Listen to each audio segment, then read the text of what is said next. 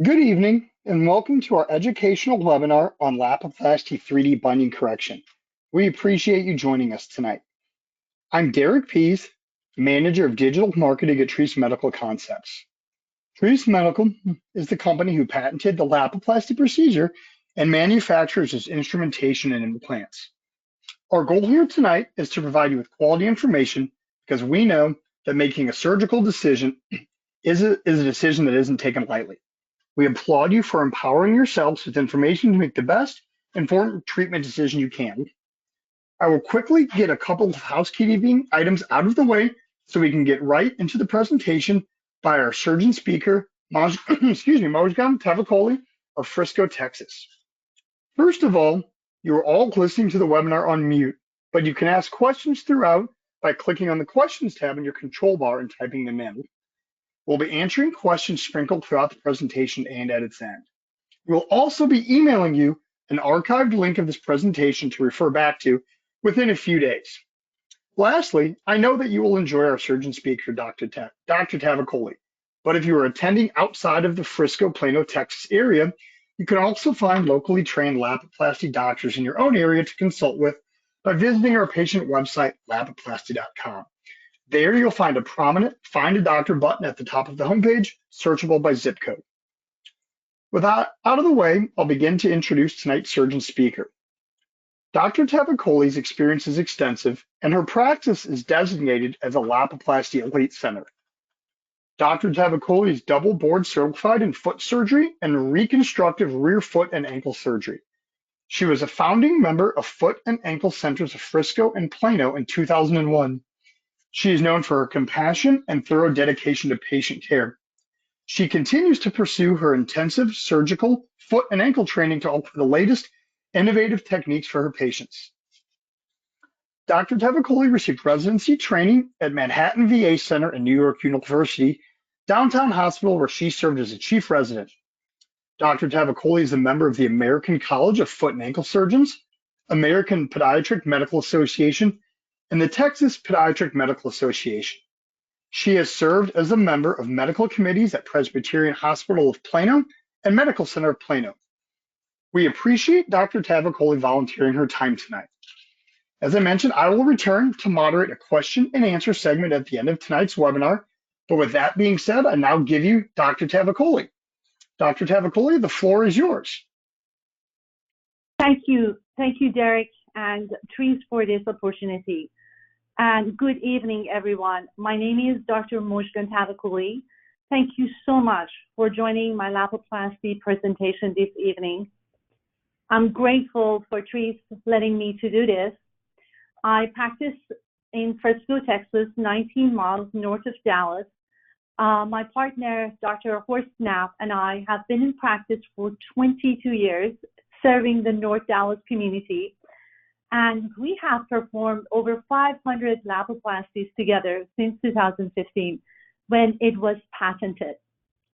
This has been a game changer for us, for our practice and our patients, since we can offer a bunion correction that corrects all types of bunions with great reproducible results. Before I read this disclaimer, I also would like to thank my wonderful staff at my office and surgical center staff, and our go-to anesthesiologist, Dr. John Cal, for keeping our patients safe. Let's talk about Lapiplasty system. It's FDA cleared since 2015. It's not an investigational device, which means it's not experimental. It's patented procedure, manufactured by Treese Medical Concepts, requires advanced training, not offered by all surgeons, and over 70,000 patients have been treated via this Lapiplasty system. It covers by most insurances. Medicare cost and coverage, of course, varies, depend on your state. You have to check with your surgeon. And if you like to look for a Lapiplasty trained surgeon, you can find the trained surgeon at www.lapiplasty.com. If you have any questions or concerns, you can call us via our email at www.dfwfoot.com, or you can call us at 972-712-773 and ask for Jessica. That being said, Trees Medical, the company who provides the Lapiplasty instrumentation, provides extensive education and training throughout the country to ensure that surgeons are well equipped to provide you with the best possible outcome.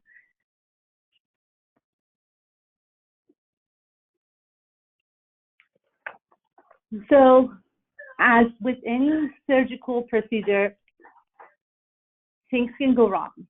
The same holds true for Lapiplasty.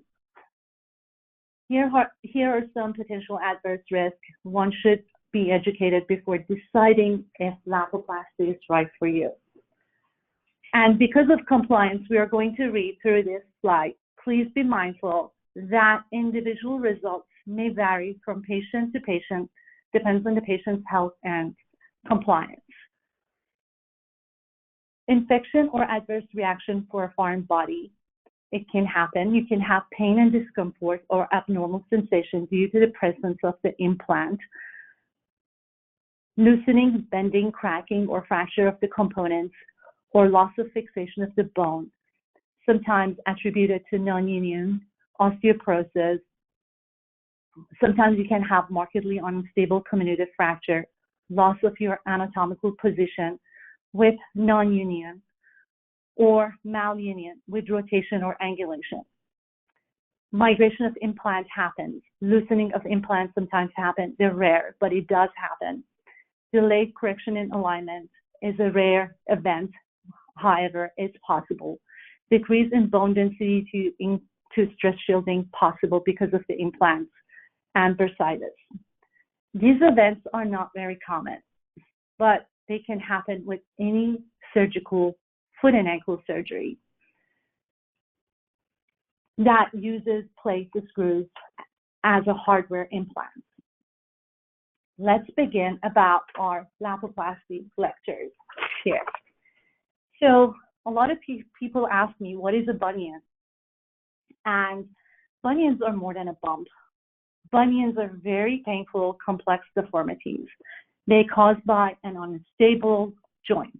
If you can look at my arrow here, you can see the joint that it says unstable joint here, right in the midfoot, right in the middle of the foot, which allows the bone behind the great toe to drift out of alignment. I'm sorry, hold on for a second, I'm fast too fast. And causes the great toe to move forward or move toward the second toe. The severity of the bunion is not an indication of pain. Some patients have a small bunion and they have severe pain. So people usually come to the office and they complain of having pain, swelling, pressure and numbness. And sometimes other toes are hurting because of this great toe is pushing against the other toes. Sometimes they even have pain under the ball of the foot where the base of the toes are. So there is a misconception that bunion is an overgrowth of the bone that can be shaved off. So a lot of people think this area here is an overgrowth and it cannot be shaved off.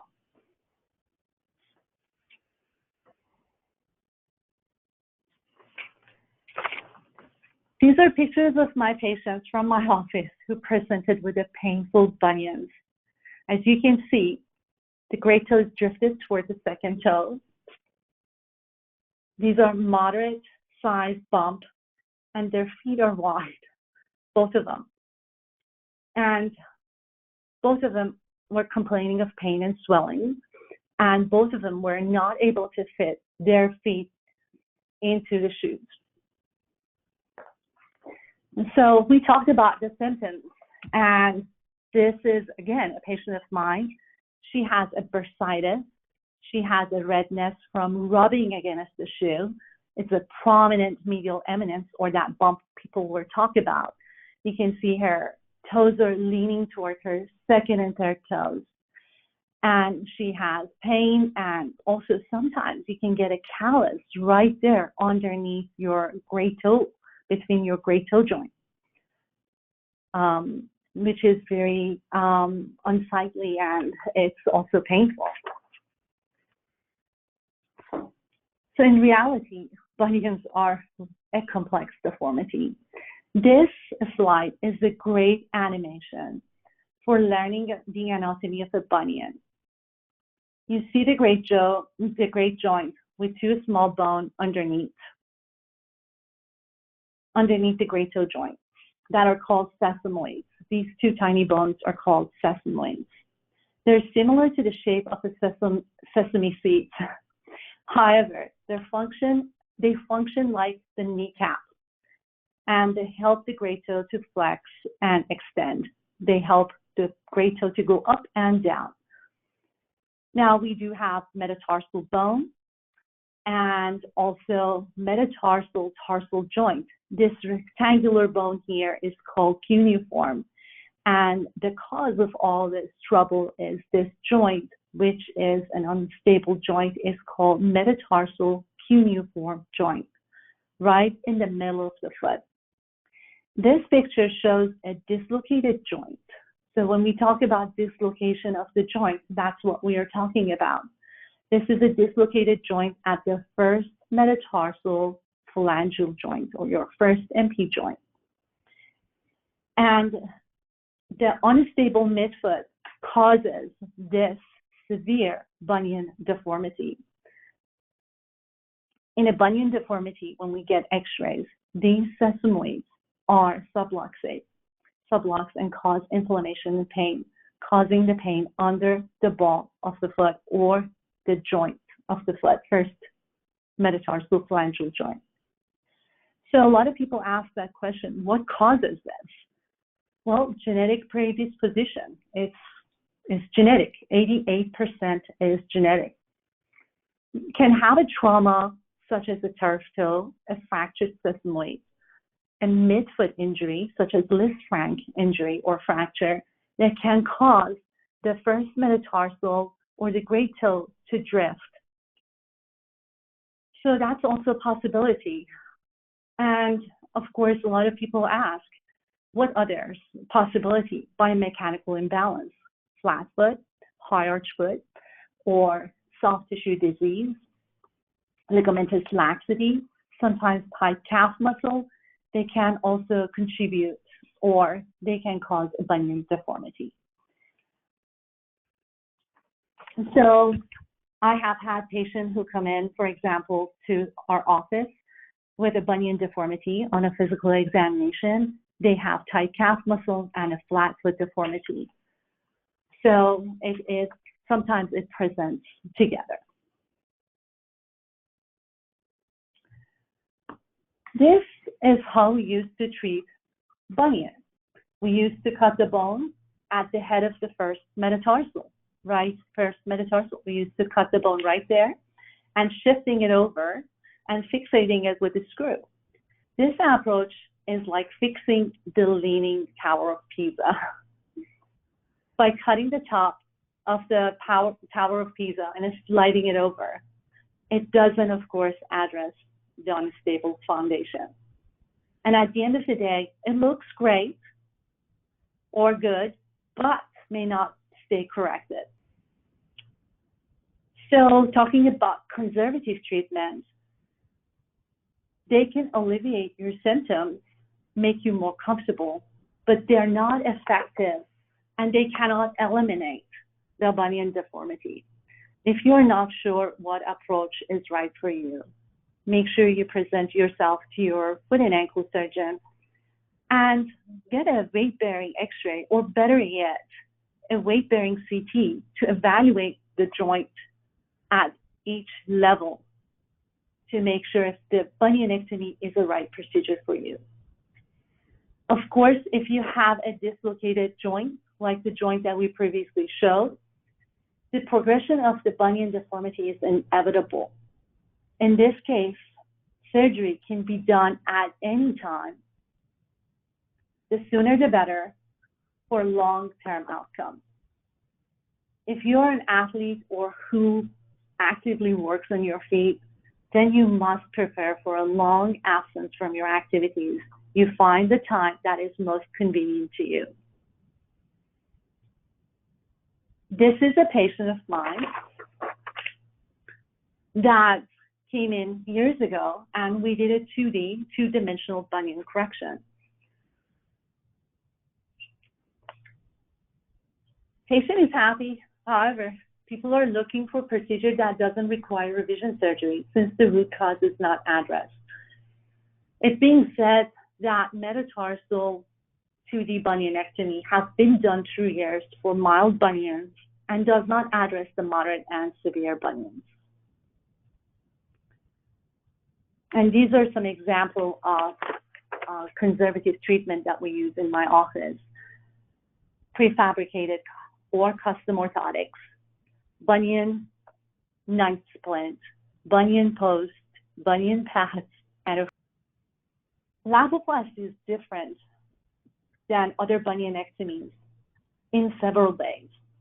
Lapiplasty is a form of lapidus bunionectomy that comes with a different instrumentation to correct the three-dimensional deformity of this problem, knowing that more than 87% of the bunion are misaligned in 3 dimensions. And we will talk about the three-dimensional deformity in a future slide, but keep that in mind. Lapiplasty corrects the deformity at the root cause, right here, in the midfoot, in 3-dimensional plane. When the first metatarsal is out, is drifting out, and it's up, and is rotated. And I will show you some examples. In addition, during the surgery, your surgeon is able to select the position of bunion correction in all 3 dimensions before making any bone cuts. With this special positioner that you are seeing on this slide and jigs that are provided by Trace Medicals. This is an example of my patient. Remember we talked about the 3-dimensional deformity? That's when the first metatarsal drifts to the midline of the body. The great toe drifts towards the second toe. Then on the side view of the X-ray, you were seeing that the first metatarsal is up. And then from this view, which is called sesamoid axial, which is taken from underneath the foot, it shows the rotation of your sesamoid. This is after. This is before. So that's 1 dimension. This is the CT of the patient after the correction of the bunion, and that shows you that we corrected that frontal deformity or rotational deformity of the sesamoid. And then you can see the alignment of the foot. So let's go back.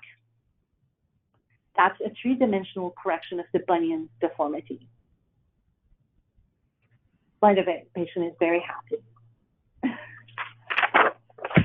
So a lot of questions come back to me as, can I get the Lapiplasty procedure if I have already a 2D surgery? Of course, it's possible. Fixing a bunion at its foundation after a failed head osteotomy is challenging. My partner, Dr. Knapp, and I see a lot of consultation for revision for these undercorrected bunions. However, is it still possible? Lapiplasty is still possible. The question is, how is the Lapiplasty procedure different? As I said, it corrects all 3 dimensions, does not cut and shift the bone like we saw in the 2D bunionectomy, address the root cause. There you go. This is the root cause here of unstable joint. And Lapiplasty is designed for you to get back on your feet in a walking boot and 3 to 10 days post-surgery. And of course, every surgeon is different with their post-operative protocols, and you have to make sure that you talk to your surgeon.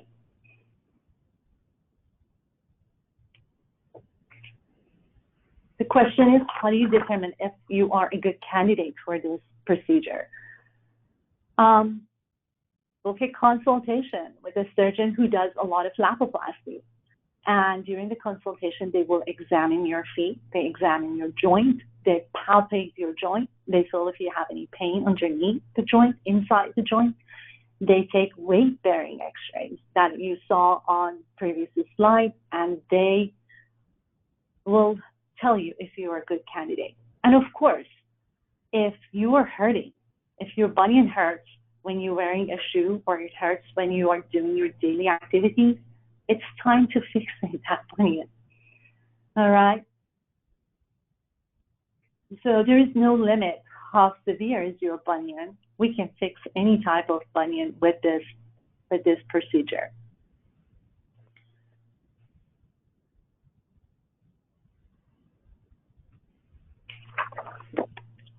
So this slide shows a mild to severe bunion deformity. If you look at the picture that you see on the left side, you see a mild bunion, and then on the right side, we are seeing a severe bunion deformity. That the great toe goes underneath the second toe, and the second toe is dislocated, causing a bunions come in different sizes and shapes. If a bunion causing pain, that is when we think about performing surgery. Patient usually point to the area of the bump with the pain and swelling. And so, do bunion get worse? Yes, they do. However, we as a surgeon don't have a crystal ball to see how fast a bunion progresses. Do toes cross over? Yes, you saw it on the left side. Hammer toe deformity forms? Yes. And sometimes it's too late for a bunion to be corrected because it can cause arthritis at the big toe joint. And of course, ball foot pain we discussed in the past.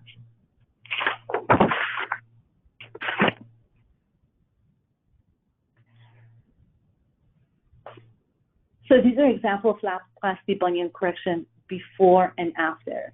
Of course, you can see one on the right side, 7 weeks post-op, 12 weeks post-op, and 6 months post-op. Of course, the individual results may vary, and these experiences are specific to these patients only.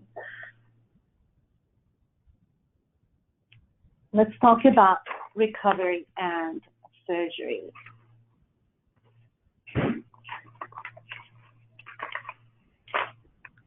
All right. A typical recovery timeline is detailed below. It's from Lapiplasty, 3D bunion correction, Trees Medical. And again, however, everybody's different. Every patient is different. In our practice, we recommend patients to rest and be very limited of weight bearing, almost close to non-weight bearing for 2 weeks with crutches. I tell my patient to rest at home, elevate and ice, which is very important for pain management. You are starting about 2 to 6 weeks in a boot and you start walking. You cannot do extensive walking again during this 4 to 6 weeks.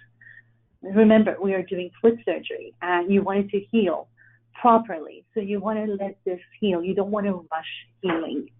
And it's very important to wear this cam walker all the time and elevate and ice and avoid excessive ambulation on it to let that joint that we are doing Lapiplasty to heal. So after 6 to 8 weeks, again, based patient by patient, we take x-rays. You go back to your comfortable tennis shoes. Some people go back to tennis shoes at 6 weeks. Some people go back to tennis shoes at 8 to 10 weeks. So we start light impact activities at this time, on which I'm going to go in more detail with you. And at 4 to 6 months, you can resume your most activity and return to your normal footwear. So let's talk about my recovery and my surgery. This is an outpatient surgery. For me, this takes about 1 to 1.5 hours. Depends on severity of the condition and what other, if I'm doing hammer toes or other procedures, tailor's bunion with it. I use a local nerve block with IV sedation. I have a wonderful anesthesiologist to keep my patient under anesthesia. Post-operative pain and anti-inflammatory medication, I prescribe pain medication for 2 or 3 days after surgery, which most of my patients barely use because of the local anesthesia that we use after surgery intraoperatively. Anti-inflammatory medications are such as Motrin, ibuprofen, Tylenol. Tylenol they can use. You usually leave the facility. Again, this is my protocol. I want to make sure that I'm clear on that.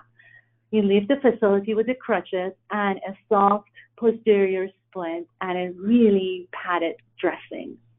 You have to keep your surgical dressing and bandage clean and dry and intact, away from pets and outside dirt, gardens, and all of that until your incisions are healed in 10 to 14 days. Then you can start showering between 10 to 14 days and start bathing and soaking your foot in 4 weeks. At 4 weeks, you can float in the swimming pool, but not exercising in the swimming pool. We usually see our patients 3 days post-op for wound check to make sure you don't have any infection. 14 days post-op if you have any stitches for removal of the stitches. 4 weeks post-op to get an x-ray to make sure you can continue in a cam walker, or if you're ready to come out of the cam walker to a tennis shoe. And 8 weeks and 12 weeks post-op. Again, in our practice, we recommend to rest for 2 weeks and be as much as non-weight-bearing for first 2 weeks with the crutches, followed by 6 weeks in a walking boot, and then 4 weeks in tennis shoes. Varies from patient to patient and their physical condition and their medical history and also their surgeon's preference. Now, remember, because you are home for 2 weeks and you're resting and you're elevating, it doesn't mean that you can take that boot off and walk around the house. You have to wear the boot for the first 2 weeks. You want to ice and elevate, you want to heal. A lot of people ask me, when can I start, low impact activities such as swimming and gentle bike? We start that at 8 weeks. When we say gentle biking, it doesn't mean going to a spin class. It means just gentle biking. All right. So there are, again, commonly asked questions, what can go wrong? Complications, again, are rare, but they can happen because we are doing foot surgery, bone procedures, and it requires, sometimes when the complication happens, it requires for us to go back to surgery to correct the problem. And sometimes after bunion surgery, patients rush their recovery and they can cause complications. It's important to let your body heal and rest. Again, we go over this before, potential adverse events. Most people ask if this covered by my insurance. Yes, it is covered by insurance, and this is a painful condition, so insurance company usually cover this, and it's covered by Medicare. Of course, check with your insurance and with your doctor and with your state. And this is the end of my presentation. If you have any questions, I'm at your service. Thank you very much, Dr. Tavakoli, and very nice job.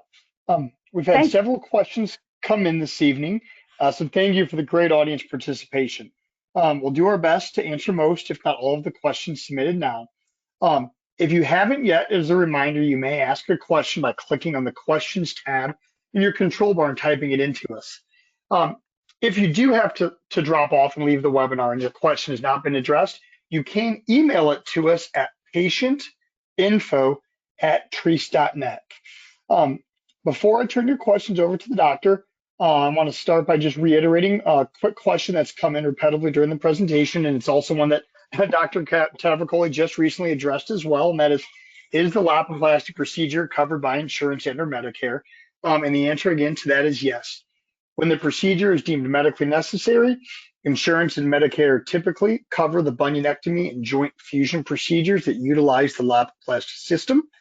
If your doctor determines that the Lapiplasty procedure is right for you, he or she can reach out to your insurer to determine your specific level of coverage. Additionally, the Lapiplasty procedure is currently indicated and only offered in the United States. So if you're coming from Mexico or you're coming from Canada or elsewhere, you would have to travel to the United States to see a surgeon. So with those out of the way, I'm going to begin to go through some of these terrific questions that have come through so far. And so some of these may be repetitive, as we've had some people come join late. We've had others, kind of leave a little bit earlier. So the first one I want to go is one we've had come through quite a few times.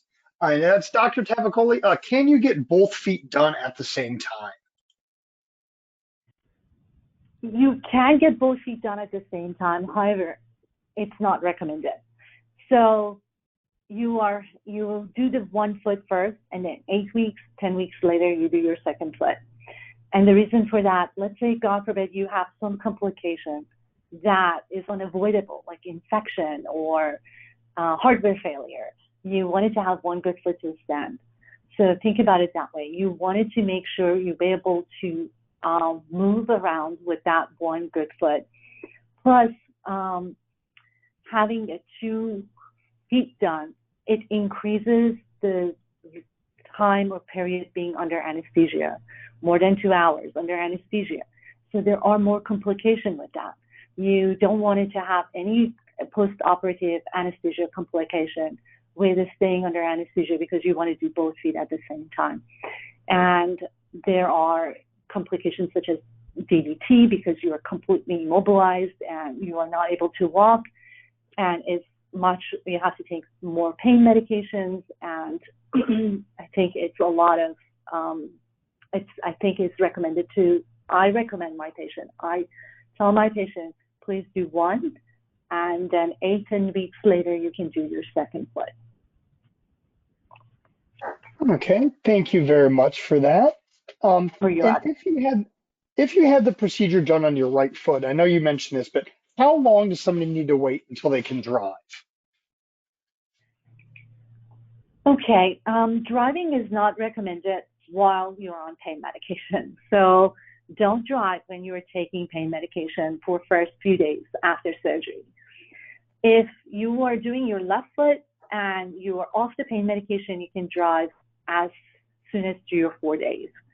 However, on your right side, if you're doing surgery on your right side, in my practice, I tell my patient about 4 weeks. And again, that varies among surgeons. Some surgeons allow you to start driving after 3 weeks. Some allow you to drive after 6 weeks. Again, in my practice, we start letting our patient to drive, return back to driving as soon as that's 4 weeks. And remember, you wanted to be able to hit that brake effectively following surgery. So you need to use your best. Great answer. And it's very true. Yeah, obviously, depending on which foot says a lot about what comes next. So, and this is a good one that's come in a few times as well regarding the implants and the hardware and everything that's used within the Lapiplasty procedure. Is it designed to be permanent, or is it more like braces where somebody will have it for a few years and then you have to come and remove the hardware, remove the plates and screws?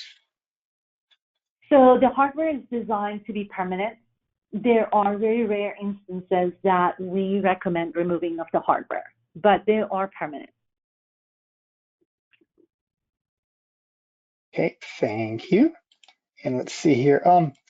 This is a good one as well. Someone is looking here and will the procedure help to correct the misalignment or pushing that happens to the other toes? Yes. If your great toe is pushing against your second toe, this realign your great toe and make your great toe straight so that great toe doesn't align on your second toe. However, if your second toe or third toe or your fourth, fifth toes are misaligned, that is a different or separate procedure that when you are presenting to your surgeons, we take x-ray, we diagnose those. It could be a hammer toe, it could be a ligament ruptures on the bottom, or it could be a midfoot metatarsal bone deviation. So it depends on what is your diagnosis. Those can be addressed at the same. Okay, thank you. What about if somebody has diabetes, or even if they're on blood thinners? Could they potentially still be a candidate for the procedure? Yes, they can. Of course, they have to have a medical clearance from their medical doctor. Depends on what are they taking the blood thinner for. If you have any type of cardiac issues, previously having a blood clot, and so according what your medical doctor will clears you for, you can definitely have Lapiplasty procedure. For people who have diabetes, again, in my practice, I do not do surgery on any type of diabetic patient whose hemoglobin A1C, which is that 3 months measurement of the blood sugar during those 3 months. If your hemoglobin A1C is less than 7, great. We do the surgery, we watch you very carefully. But if it's higher than that, there are risk and complication of infection, non-union, mechanical failure, cardiovascular, pulmonary and wound healing problems. And remember, if your hemoglobin A1C is 1 above, like let's say if it's 8 instead of 7, that 1% increase in that hemoglobin A1C increases your complication by 5%. So I tell my patient with a diabetes, if your diabetes is under control, if your hemoglobin A1C is under 7, and your medical doctor clears you for surgery, we do the Lapiplasty procedure and we watch you very carefully. I gave all my patients my cell phone number so they can call me at any time. Okay. Is this something a patient would need a referral from their general practitioner or primary care physician? Depends on their insurance. If they do have something on insurance called HMO, they do need to have a referral. If they have their insurance does not require referral, they do not need a referral. Okay, thank you.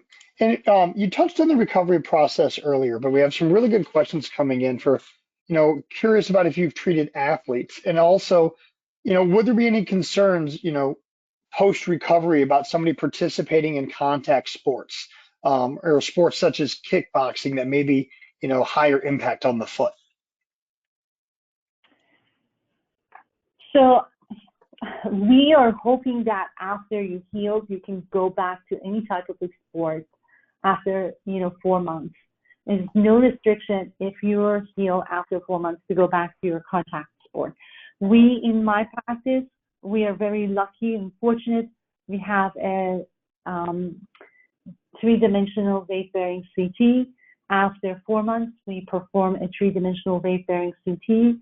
Our radiologists read that. If the patient is more than 80% healed, we let our patients to go back to their sports activities. Okay. Is there any loss? Okay, great. Will there be any loss of motion in the foot or in the joints? Okay, so no.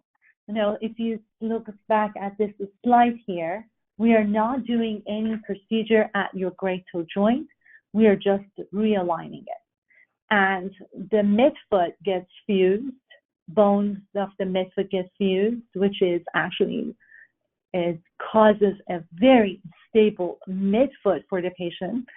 This joint here in the midfoot don't have that much motion. And the reason people get bunion because this joint is unstable.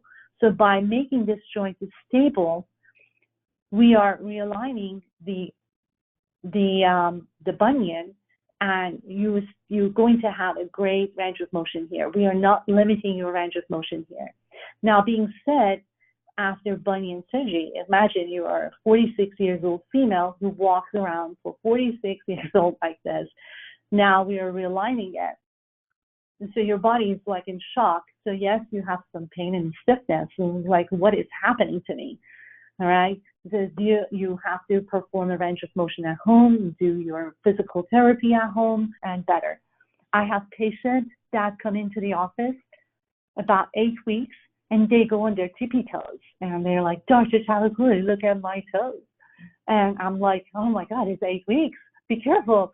And then I had patients who, takes them 6 months to feel that they can go on their tippy toes. And so it depends. Again, varies patient. And, yeah. Correct. And like you always say, every patient's experience is probably going to be slightly different. Yeah. Yeah. If somebody has difficulties, they've had a bad experience with a walking boot, Would there be an alternative to a walking boot, a knee scooter, crutches, anything along those lines if somebody was unable to wear a boot? Well, we like to protect this procedure, this surgery for 6 to 8 weeks in a type of walking boot it's kind of makes the foot to become protected from walking. If let's say you are on a knee scooter and you're not in a walking boot and you fall and you don't have a walking boot on, you can damage your surgical site by not protecting your surgery. So think of a boot as a protection for your surgery. And so you can take a chance and stay just on the knee scooter, but I don't think that is, I do not recommend that. I think you need a walking boot. So you need a walking boot, and there are devices such as Even Up that you can use for your other foot, other shoe, to lift you up to make sure you are. And so the walking boot doesn't give you, an even gait, because a lot of my patients saying, "Oh my goodness, my back, my hip, my knee hurts due because of the unevenness of the walking boot." So you can always wear an Even Up, or you can select a shoe on the other side that has a little bit of the lift to keep you even until you heal for 6 to 8 weeks. Thank you. And some other questions that I know were, addressed earlier, but as I mentioned, we've had some join us a little bit later. Is this done under general anesthesia? Again, this varies between patient to patient, and it varies for each surgeon. It's a surgeon's preference and hospitals and anesthesiologist's preference. And so in general, in my practice, we do IV sedation, which you fall asleep with intravenous anesthesia, and then sometimes our patients, when they fall asleep, they start moving, and our anesthesiologist has to convert that unconscious sedation to a deeper sedation, which is called general anesthesia. So with general anesthesia, you're unconscious and have no awareness of your sensation around you. So if we provide an IV to help you sedate you in operating room and prevent pain and anxiety, that's both ways it can be done. IV sedation or general anesthesia, they both are acceptable, and again, depends on the patient and anesthesiologist and their past medical history and your previous experience with anesthesia.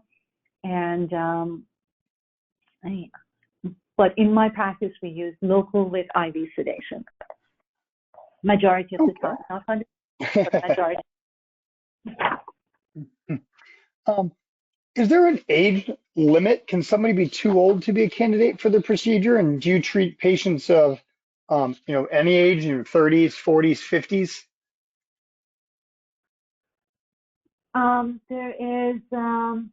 There is no age limit.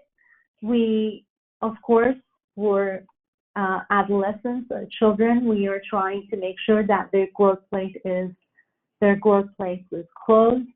If Lapiplasty is approved for patients as young as 14, as long as, again, their growth plates are closed. And there is no upper age limit. However, sometimes older patients with bunion, they may have more than bunion. That bunion may change to arthritis, and that may change their options of surgery. Again, age is just a number. Very true. I have sometimes I have 82-year-old patients who look like 67-year-old patients, and sometimes I have 50-year-old patients who look like an 80-year-old patient. So we look at overall health and physiologic condition and bone quality of the patients when we make the decision. Again, patient dependent. Gotcha. And understanding that each, surgery may be different. There may be other issues involved with the foot that you're taking care of. But But on average, how long would you say, and I believe you mentioned this earlier, does it take for the Lapiplasty procedure to be performed? So in my hands, it takes about an hour and to 45 minutes to an hour. And again, you have to, everybody's different, every patient, every surgeon is different, and you can have it done between 1.5 to 2 hours, depending on your deformity. If I live in a house, a two-story house, where I've got some stairs leading up to my home, how long should I realistically try to avoid walking upstairs? You can carefully, with your walking boot, walk upstairs. Walking upstairs and downstairs are very dangerous with crutches. And I tell my patient, take your time. Some people sit on their back and they come down the stairs, and just be very careful. Just put a little bit of pressure and go upstairs or downstairs. But you don't want to perform that upstairs, downstairs often during the first 2 weeks. You want to minimize it as possible. Okay, thank you. What should somebody expect in regards to scarring? Will I have a large scar after having the procedure? Well, if you take a look at this, of course, everything varies between patient to patient, but you can see the scar tissue. Most of our scar tissue looks like these pictures here on this slide. Fortunately, scars of the foot are very forgiving. And if they treat it well, they fade almost, they become invisible almost by 1 year in most cases. So remember, it's very important that you make sure that for first year, you do not suntan or sunbathe that area, because that, if you prevent that, use a sunblock or prevent it from sunbathing that area, or this will prevent pigmentation of that scar. Okay. A lot of good questions and comments in here, referring back to kind of, as you touched on earlier, doctor, the old way things were done. I know there's some concern about, will my bunion come back? So what would you say to somebody if they're asking, if I get this surgery done now, and maybe I'm in my 30s or even my 40s, or I'm a younger patient, what are the chances that my bunion will return? So if it's done correctly, it's the chance of your bunion to recur back maybe 1 or 2%. With this Lapiplasty, as I said, is a game changer. It has been, it corrects the root of the cause. Of course, we have done it since 2015. I don't know what. Thank you. And a few more boot-related questions coming in. Do I need to sleep with the walking boot on? So again, that depends on you and how do you sleep at night. If you sleep with your pet in the bed, and that is a huge, large dog, or if you have a restless leg syndrome and you kick and you wanted to protect it. First 2 weeks you want to protect it. And so, but if you are somebody who is a sound sleeper and you don't move around, you can take the boot off and ice it. So again, patient to patient varies. If you are a patient who are moving too much, you have restless leg syndrome, and you need to protect that foot from moving around and kicking something in the bed, so you are going to wear the boot to protect it for first 2 weeks.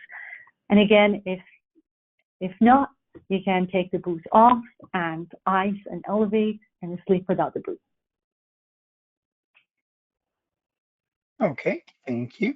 And here's a very specific question, but a good one. Why does the unstable lower joint cause the bunion to poke outwards? Is it possible to have a case with a patient who has an unstable joint causing a bunion to collapse inwards towards the middle of the foot? I have not seen that. No, it's rare. I'm not sure. I have seen something like that in the past. No. Okay, because let's see here. Oh, sorry, your go second ahead. I'm sorry, your second metatarsal cuneiform joint protected, and it doesn't let it to move toward the second toe. Your second metatarsal is there. Let's look at the x-rays together here and look at some of that animation that we had. So if you take a look here, it drifts outward. It's a very interesting question, by the way. It's a very good question. And it comes to think of yours as big toe and the bone behind it as if you were your thumb on your hand. All right. So this joint likes to drift out because there is no other bone next to it on the midline of the body, but cannot drift towards your second metatarsal because your second metatarsal cuneiform, or the bone, because we have three cuneiforms, as you can see, medial and middle and the lateral cuneiform. So this bone and joint prevent it from falling over to the other side.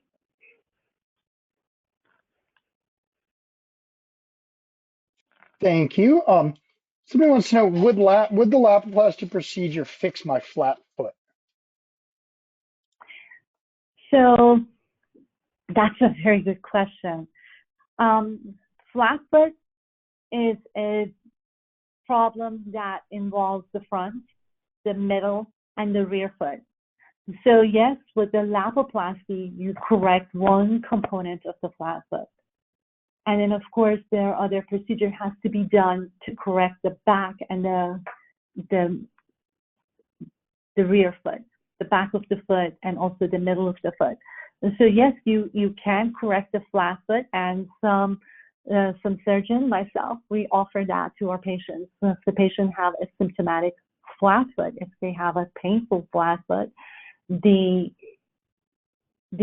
we do a Lapiplasty and correction of the flat foot at the same time. Okay. Regarding yours and some typical post-op protocol, is physical therapy generally required post-surgery, and how many days off work should somebody expect to need to take? Okay, great question. So physical therapy for this type of surgery is not required. It depends on the patient. If you are a motivated patient and you wanted to do the physical therapy at home yourself by doing activities such as going on the bike, treadmill, you can do so. However, some patients, they've been in the boot for 6 weeks, they feel their weakness in their ankle, in their leg, and they wanted to attend physical therapy. So it can go both ways. Some people don't feel like they need physical therapy, and some people feel that they need physical therapy to get strong and get back to on their feet. About work after surgery, it differs by each case. You can have a desk job, you can go back to work as soon as you are not on any pain medication. If you're right foot, somebody drives you to work, you can sit at your work. If you work at home, you can sit behind your desk and elevate under the desk, and depends again on your job and how the job is allowing you to accommodate for your surgery. Now, some of the jobs, they require you to go back and stand. If you're a mail carrier, if you stand all the time behind counter, at that time, we recommend you to return back to work about 8. Okay, thank you. And again, would you recommend, and what are your thoughts on somebody who needs both feet done? Should they get them done at the same time? Is there a time period you recommend somebody waiting if they need to get bilateral bunion surgery? I do not recommend them to do both feet at the same time. We recommend them to do the surgery to wait for 8 weeks before they perform the other surgery on their other foot. And this one is a good question too. So I have one bunion that causes me pain, which is why I'm considering a Lapiplasty procedure. The other bunion does not hurt at all. Would you only advise surgery if somebody is in pain with the bunion? Well, pain is a good motivation for bunion surgery, yes. And so we, again, as we talked about here on this x-ray, if you take a look at this joint is dislocated, and you see that the metatarsal head is completely out of alignment and out of the socket. So we get an x-ray, we evaluate her.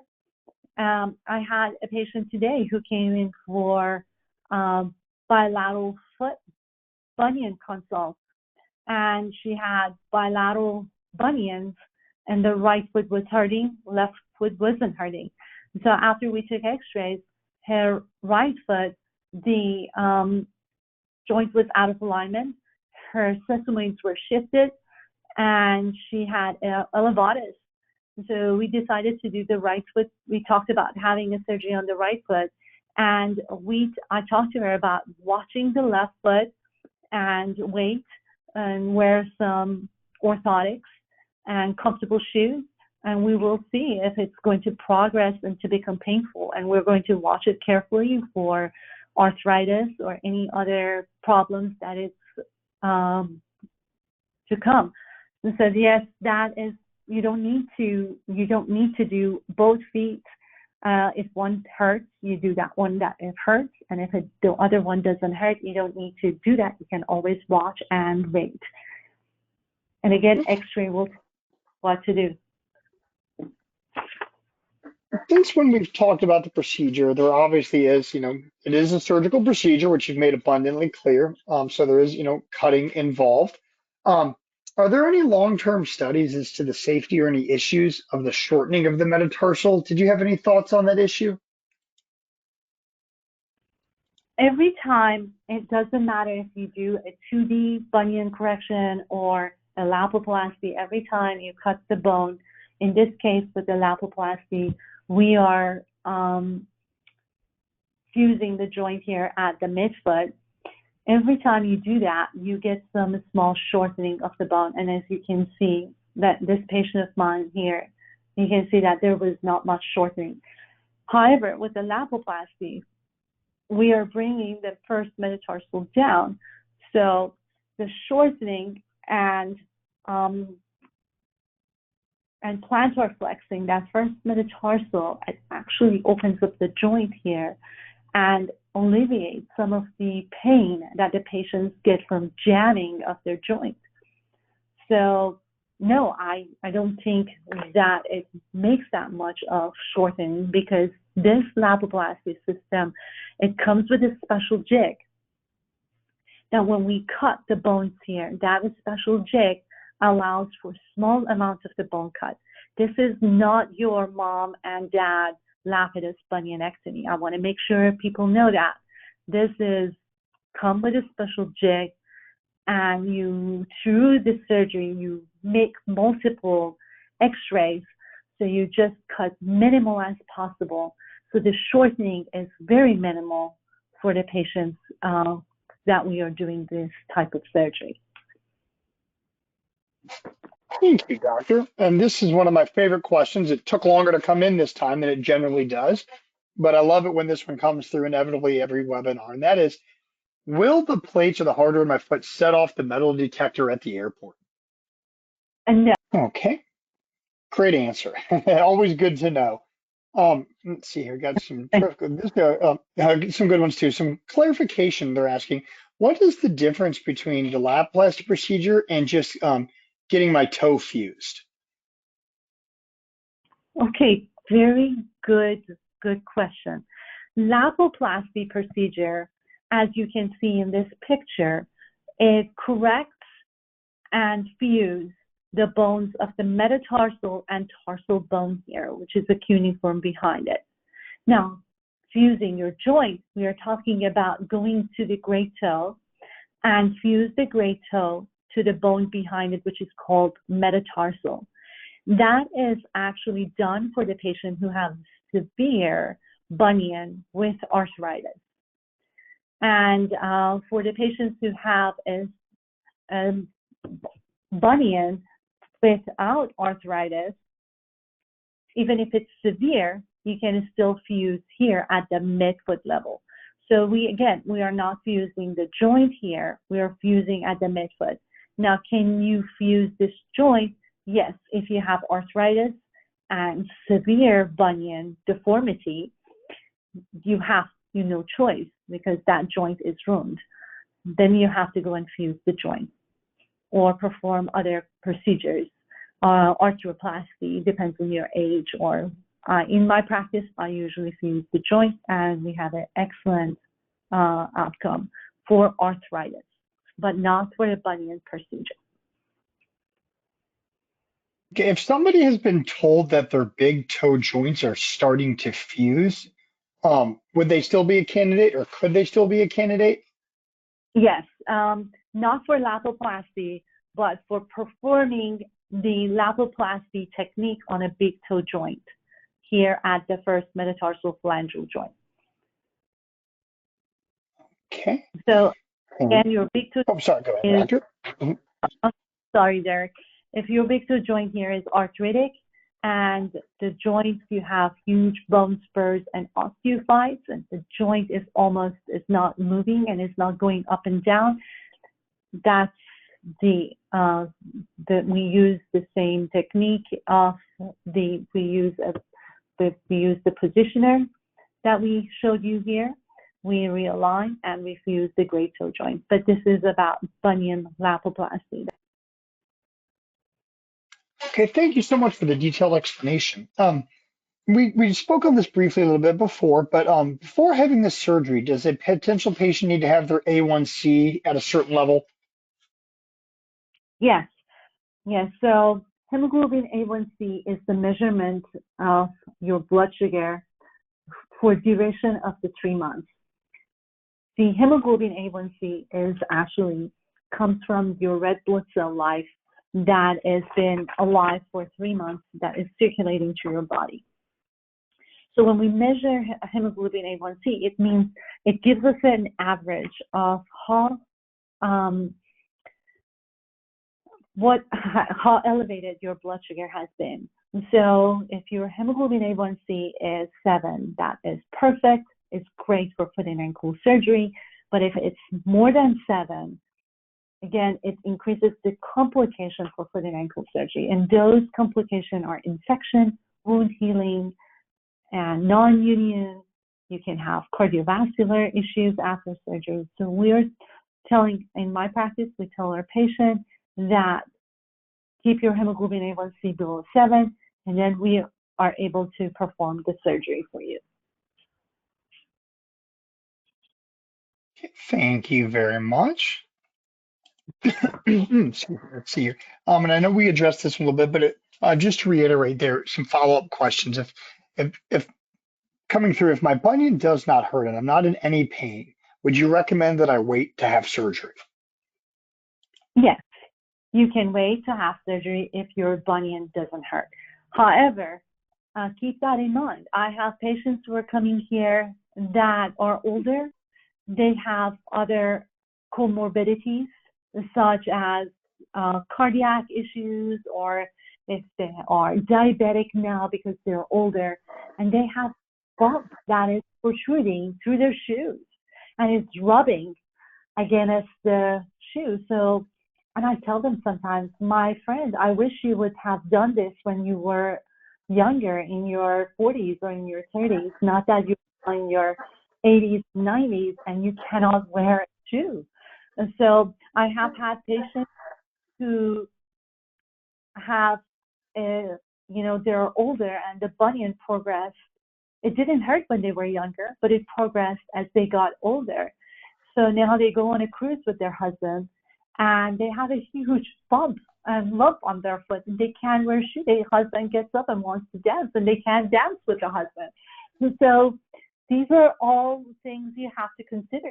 If your bunion doesn't hurt now, just make sure you keep an eye on it. If it gets bigger or it gets progress, again, go to your foot and ankle surgeon. Make sure you get an x-ray, because x-ray will tell us a lot about that bunion. And make sure you continue with your follow-up. You can follow up with your foot and ankle surgeon in 2 years, in 1 year, to make sure that it's not progressing or getting worse. Thank you very much.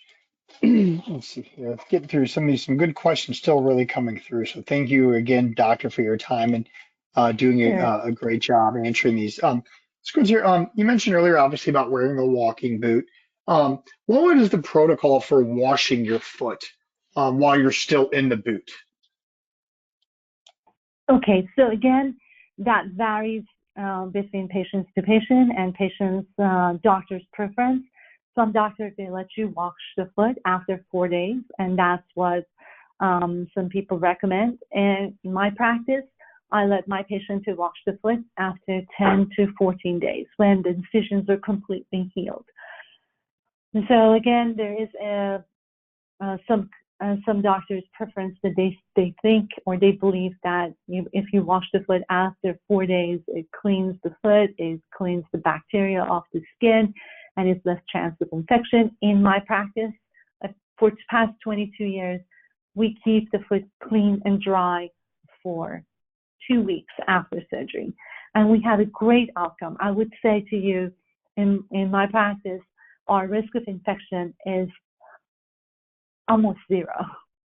I am not going to say, zero, but it's almost zero. But it's low, which sounds good. Yes. Um, if someone's a single, would you is it recommended that they have a caregiver? Is that something that would be needed post-op? Yes, I think if you're single, you need a family, a friend, loved one, mom, dad, sister, brother, or a good friend to be able to pick you up from the hospital. Most hospitals or surgery center would like for you to go home with family friends. And then the night after the surgery, you need to have somebody with you because that's, you're just coming out of anesthesia or IV sedation or general anesthesia, and you need to have somebody be present. And if you need to make sure you take your medications. However, after 2 or 3 days, you can be home by yourself. It's not a problem. Okay. And as far as being a potential candidate, if somebody is a smoker or has been a long-term smoker, um, would that affect them being a candidate for the Lapiplasty procedure? So that's a very, very good question. Smoking and tobacco products, any of those patients who currently smoke tobacco products or nicotine products, patch or gums or anything that they use, they're very great risk for significant surgical complications. Usually their wound doesn't heal, their bone doesn't heal, they have more scar tissue. So secondhand smoke also does the same thing. So I tell my patient that try to at least not to smoke at least 2 months before surgery, and to stop smoking before surgery for 2 months. Don't use any tobacco products or nicotine-containing products because the nicotine is vasospastic and it decreases chance of healing and wound healing and bone healing. So it's caused more complications after surgery. Okay, thank you. And this is an interesting one, very specific. So hopefully we can do our best to answer it. I've been told by a doctor that I don't have an actual bunion, but that my big toe joints have exoskeletal growth. My big toes are not out of alignment, but I do have bumps of bone on the joints that are painful and prevent me from wearing shoes. Is this something that the procedure could treat, or would this be related in some other pathology that would be require maybe something else to be done? So Derek, would you please repeat that question for me? It's the patient Sure. who is a bunion, but what is the problem? It says they have exoskeletal growth. So they have bumps of bone on the joints that are painful and preventing them from wearing shoes, certain shoes. All right. And so what has been offered to the patient to go and shave the bone, the extraskeletal growth, or what has been has been done for the patient. I'm not sure at this time, but they weren't sure if this is something that a Lapiplasty procedure would help with, or if it would require something else to be done. Okay, so as I understand the question, and again, let me paraphrase this question. The patient has been presented to a surgeon, a foot and ankle surgeon. They took an X-ray, and patient does not have a bunion deformity, but they have an extra growth that is Correct. protruding from their bone and is stopping them from wearing shoes. Correct. That is not, if it's not a bunion, we don't perform Lapiplasty procedure. So that could be just an osteochondroma or bone growth or type of bone tumor that can be shaved off by a simple procedure. Again, I haven't seen the X-ray, so I'm trying to Sure. think that how to answer this question. Thank you for doing a good job there. That was a good one. So, somebody wants to know if I have a tattoo on my foot that's going to be, having a procedure on it. Will the tattoo be affected, by the scarring, or could it be? So that's a very good question. I had a lot of patients that have tattoos, and that we try to be very careful with the tattoo. Yes, some of the patients, they say, Dr. Tavakoli, just put them back together as close as much as you can. Or some patients say, well, I don't care. And some patients say that, oh, I can, change that tattoo to something else now that I have a scar on this thing, my tattoos. So yes, it affects your tattoo. It changes. If your scar, it's about 3.5 centimeter scar that sits on the top. Let's go back to that slide together. It's right here. So yes, if you have a tattoo here, you will see, sometimes you can see a scar through it. And again, if you're motivated, if it's hurting, if your joint hurts, that shouldn't stop you from having surgery.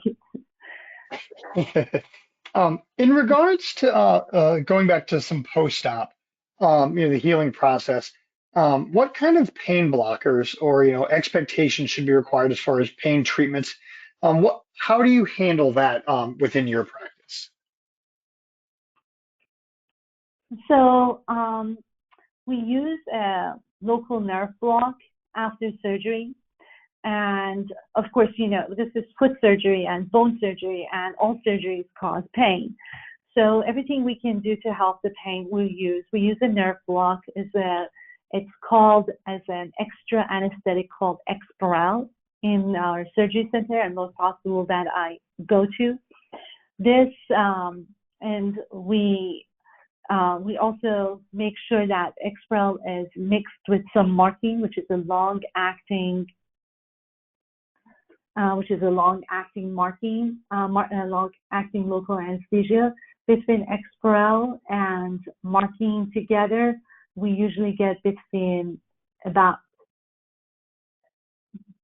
again, patient to patient varies. Some of my patients, I did a Lapiplasty on Friday. Patient came today for post-op, and he said he didn't have any pain whatsoever. He just took one Percocet. And again, it varies. Sometimes it's 24 hours, sometimes it's 8 hours, but some patients I have, they're saying that after surgery immediately they feel the pain. But usually average patients, they are pain-free for a period of 8 to 12 hours after the surgery. So it gets them to home, it gets them to eat something, take their pain medication, relax on their sofa or bed, elevate and ice. And so it gives you some good post-op anesthesia block. I had patients who have called, we did the surgery on Friday, they called on Sunday. They said, oh, Dr. Tavakoli, I'm still numb. I can't feel my foot. And I said, great. That's wonderful. Good for you. So again, varies between patients. A couple more questions we'll get to, and one of them being, when you were referring to the recovery process, I believe the time was at 6 to 8 weeks transitioning back into comfortable shoes. Do these have to be a tennis shoe, or will any comfortable shoe do? What kind of restrictions would there be on the shoe to begin wearing at that 6 to 8 week time frame? So tennis shoes preferred. However, you can have any type of supportive, comfortable shoes. So we tell our patient to go back to tennis shoes. Tennis shoes has more support. But if you are having a very comfortable dress shoe with arch support, you can go back to that too. With good thick sole. And then, looking back at the Lapiplasty procedure itself and just the bunion itself, the pathology in that and the foot there, what causes the joint to shift and become unstable? Are the ligaments just failing, or what is it that's actually calling that alignment to get out of alignment? Genetic predisposition is about 87% causing that misalignment. We call it hypermobile first ray. That's a genetic predisposition. And sometimes, as I said in the past, you can have a trauma to that area and cause the ligaments of that area to rupture, which is called Lisfranc fracture or Lisfranc ligament rupture in your midfoot. So majority of the time is hereditary. That is causing that joint to become unstable and causing the first metatarsal to drift to the midline of the body. Okay. Will my shoe size change after the Lapiplasty procedure? Very good question. Yes, sometimes patients have to buy, after the swelling resolved, they have to buy a narrower shoes. Yeah, but the size itself doesn't change. It's just the width of the shoe may change. Okay. And then lastly, for anyone who potentially could be out of town, do you accept patients coming from outside of the Frisco and Plano, Texas area? Yes, we do. And how would somebody find you if they were interested? They can call our office at 972-948. I'm sorry, that's my cell phone, 972-712-7773, and ask for Jessica. She's my surgical schedule. She's a wonderful person and human being, and she can answer all your questions and direct you and guide you how to schedule and come and see us. Thank you very much. And so as we begin to wrap up now, again, if your question did not get answered, there was we had excellent patient engagement tonight. So thank you all very much. So if your question did not get answered, or you think of something later that you wish you'd asked, please feel free to reach out to us. You can email us directly at patientinfo@treece.net. You can also learn more or find a local doctor by visiting our patient website, which is lapiplasty.com. Please don't forget that as a follow-up, we will email out all registrants an archived webinar link for reference within the next few days. So you can go back through and listen to this again and hear any other questions covered again. Again, we hope that you found the information presented tonight helpful. Dr. Tavakoli and I appreciate you joining us. Dr. Tavakoli, thank you again for a job well done and for moderating and for leading our webinar tonight. We thank you so much for everybody who's joining us tonight. Yes, thank you, everybody. And if you have any questions or concerns, you can email us at www.dfwfoot.com. And thank you, Derek. Thank you so much. You're very welcome. Thank you all and have a wonderful rest of your evening. Take care. Thank you. Bye-bye.